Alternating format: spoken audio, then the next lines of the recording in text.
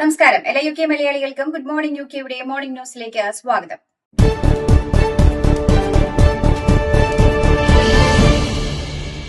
ഇസ്രായേലിന്റെ iron dome മാതൃകയിലുള്ള അത്യാധുനിക വ്യോമ പ്രതിരോധ സംവിധാനം വികസിപ്പിക്കാനൊരുങ്ങി ബ്രിട്ടൻ.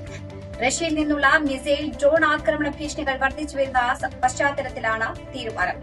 കഴിഞ്ഞ 3 പതിറ്റാണ്ടുകളായി ആകാശത്ത് നിന്നുള്ള വലിയ ഭീഷണികൾ ബ്രിട്ടൻ നേരിട്ടിട്ടില്ലെന്നും എന്നാൽ നിലവിലെ സാഹചര്യം വലിയ മാറ്റങ്ങൾക്ക് വഴിവെച്ചിരിക്കുകയാണെന്നും chief of defence staff Richard Knighton വ്യക്തമാക്കി. Integrated air and missile defence സംവിധാനം രാജ്യത്തിന് അനിവാര്യമായിരിക്കുകയാണെന്നാണ് അദ്ദേഹം ചൂണ്ടിക്കാട്ടുന്നത്. ശമ്പള വർധനവ് ആവശ്യപ്പെട്ട് സ്കോട്ട്ലാൻഡിലെ റെസിഡന്റ് ഡോക്ടർമാർ സമരത്തിലേക്ക്. ഇതാദ്യമായാണ് സ്കോട്ട്ലാൻഡിലെ റെസിഡന്റ് ഡോക്ടർമാർ പണിമുടക്ക് നടത്തുന്നത്. ബ്രിട്ടീഷ് മെഡിക്കൽ അസോസിയേഷൻ നടത്തിയ ബാലറ്റിൽ ഏകദേശം 92% ഡോക്ടർമാരും അനുകൂലമായി വോട്ട് ചെയ്തതോടെയാണ് സമരത്തിലേക്ക് കടക്കുന്നത്. ജനുവരി 13 ചൊവ്വാഴ്ച വൈകുന്നേരം 7 മുതൽ ശനിയാഴ്ച വൈകുന്നേരം 7 വരെയാണ് സമരം നടത്തുവാൻ നിശ്ചയിച്ചിരിക്കുന്നത്. സർക്കാരുമായി ചേർന്നുണ്ടാക്കിയ ശമ്പള കരാർ പാലിച്ചില്ലെന്നും നിലവിലെ ശമ്പള വർധനവ് ജീവിത ചെലവിനനുസരിച്ചല്ലെന്നും ഡോക്ടർമാർ ആരോപിക്കുന്നു. ഇതിന്റെ പശ്ചാത്തലത്തിലാണ് സമര തീരുമാനം. അതേസമയം സമര തീരുമാനം നിരാശാജനകമാണെന്ന് സ്കോട്ടിഷ് ആരോഗ്യമന്ത്രി പ്രതികരിച്ചു. ഡോക്ടർമാരുടെ സംഘടനകളുമായി ചർച്ചയ്ക്ക് തയ്യാറാണെന്നും സർക്കാർ അറിയിച്ചു.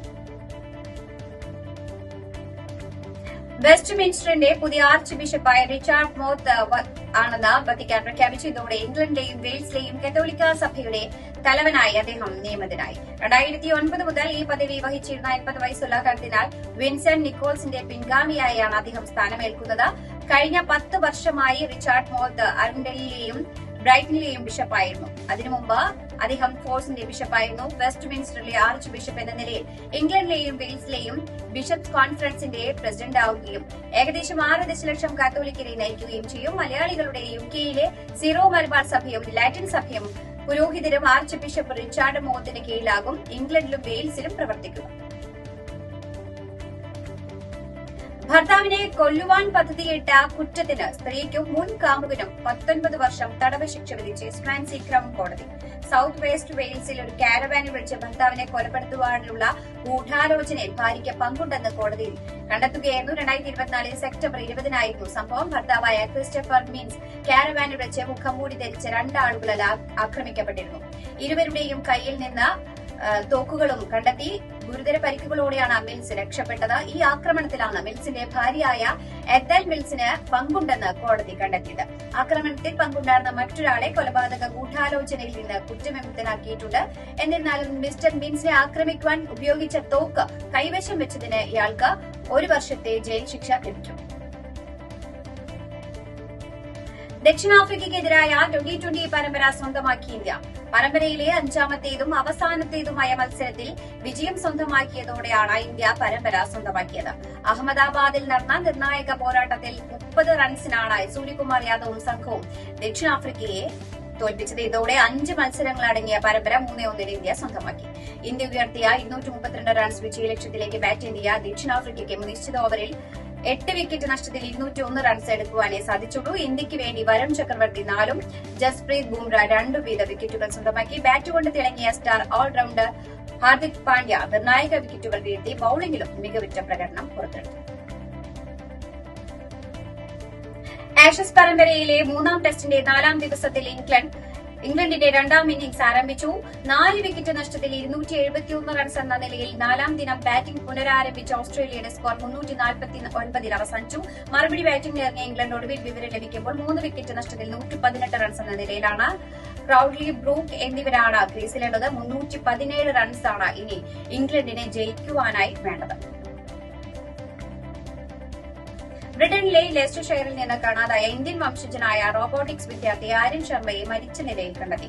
4 ആഴ്ചത്തെ തിരച്ചിലിനൊടുവിൽ നോർമൻഡിലെ സോർ നദിയിൽ നിന്നാണ് മൃതദേഹം കണ്ടെടുത്തത്. നവംബർ 22 പുലർച്ചെയാണ് ആര്യൻ ശർമ്മയെ അവസാനമായി കണ്ടത്. തലേ ദിവസം രാത്രി 9:30 താമസ സ്ഥലത്ത് നിന്ന് ഇറങ്ങിയ ആര്യൻ ലോക്ട്രോയുടെ പ്രാന്തപ്രദേശമായ മെഡോറിലൂടെ ഓടുന്നതായി CCTV ദൃശ്യങ്ങളിലൂടെ കണ്ടെത്തുകയായിരുന്നു. പിന്നീട് സ്റ്റാൻഫോർഡ് ഓൺ ദി സ്റ്റോറിലേക്ക് നടന്നു പോകുന്നതും ദൃശ്യങ്ങളിൽ വ്യക്തമായിരുന്നു. ഇതിനുശേഷം ആരിനെ കുറിച്ച് യാതൊരു വിവരവും ലഭ്യമല്ലായിരുന്നു. പോലീസിന്റെ tactical support team, national police, air service എന്നിവയുടെ നേതൃത്വത്തിൽ ഡ്രോണുകളും ഹെലികോപ്റ്ററുകളും ഉപയോഗിച്ചാണ് വലിയ രീതിയിൽ തെരച്ചിൽ ഈ മേഖലയിൽ നടത്തിയത്.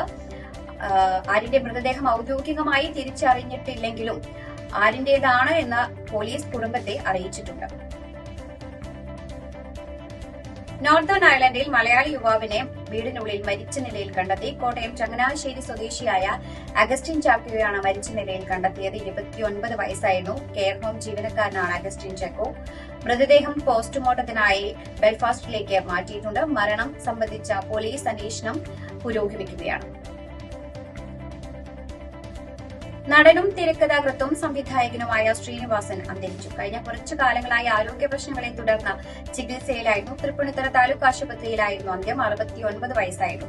രാവിലെ ഡയാലിസിസിന് കൊണ്ടുപോകുമ്പോൾ ദേഹാസ്വാസ്ഥ്യം അനുഭവപ്പെട്ട ശ്രീനിവാസനെ തൃപ്പൂണിത്തുറ താലൂക്ക് ആശുപത്രിയിൽ പ്രവേശിപ്പിക്കുകയായിരുന്നു. പക്ഷേ ജീവൻ രക്ഷിക്കുവാൻ സാധിച്ചില്ല. 48 വർഷക്കാലം നീണ്ടുനിന്ന സിനിമാ ജീവിതത്തിൽ 200-ലേറെ സിനിമകളിൽ അദ്ദേഹം അഭിനയിച്ചിട്ടുണ്ട്.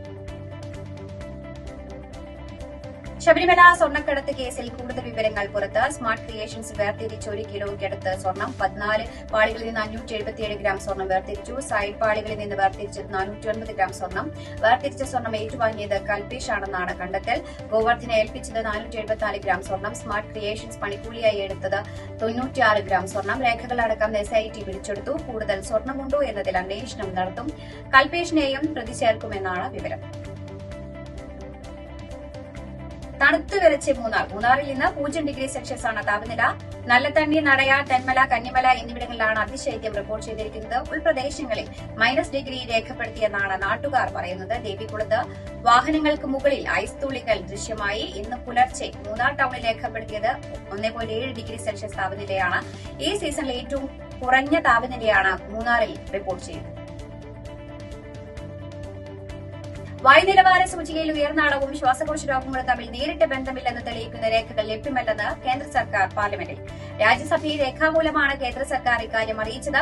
വായുമലിനീകരണം ശ്വാസകോശ രോഗങ്ങൾക്കും അനുബന്ധ അസുഖങ്ങൾക്കും കാരണമാകുമെന്ന ഘടകങ്ങളാണെന്നും കേന്ദ്ര പരിസ്ഥിതി സഹമന്ത്രി കീർത്തി വർദ്ധൻ സിംഗ് രാജ്യസഭയിൽ രേഖാമൂലം നൽകിയ മറുപടിയിൽ പറയുന്നു. ഡൽഹിയിലെ മലിനമായ വായു അധികനേരം ശ്വസിച്ചിട്ടുണ്ടാകുന്ന അസുഖങ്ങൾക്ക് കാരണമാകുന്ന പഠനങ്ങളെക്കുറിച്ച് സർക്കാരിന് അറിയുമോ എന്ന BJP MP ലക്ഷ്മികാന്ത് വാജ്പേയിയുടെ ചോദ്യത്തിനാണ് കീർത്തി വർദ്ധൻ സിംഗിന്റെ മറുപടി.